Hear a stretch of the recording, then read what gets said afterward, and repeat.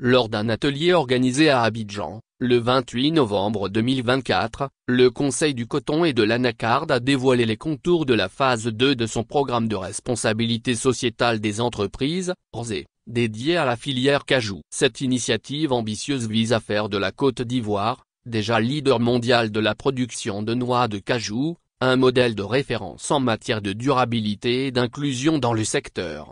Un engagement fort pour une filière durable. Le directeur général du Conseil, Mamadou Berté, dans son discours d'ouverture, a souligné l'importance de cette nouvelle phase. Notre ambition est d'aboutir à un label cajou de Côte d'Ivoire, qui s'appuie sur le respect des principes de l'ARSE. Ce label sera notre signature, un gage de qualité et de responsabilité pour nos produits sur le marché international. Ce programme ambitieux s'articule autour de plusieurs axes clés, à savoir l'amélioration des conditions de vie des producteurs en promouvant des prix équitables, en facilitant l'accès au crédit et en investissant dans des infrastructures sociales de base dans les zones de production.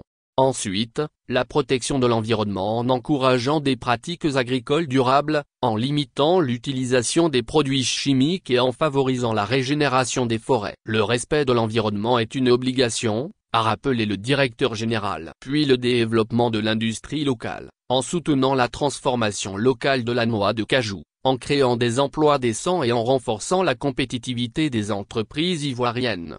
Enfin, la certification et traçabilité, en mettant en place des systèmes de certification rigoureux pour garantir la qualité et la traçabilité des produits, répondant ainsi aux exigences des marchés internationaux, notamment européens.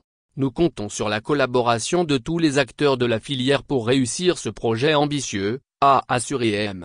Mamadou Berté. En effet, la réussite de ce programme repose sur un engagement fort de tous les acteurs de la chaîne de valeur, producteurs, transformateurs, exportateurs, partenaires techniques et financiers, ainsi que les autorités publiques. Des perspectives prometteuses pour l'avenir. Cette initiative s'inscrit dans un contexte marqué par une demande croissante pour des produits durables et responsables. En misant sur l'ARSE, la Côte d'Ivoire renforce sa position de leader mondial de la noix de cajou et contribue à un développement économique plus inclusif et durable.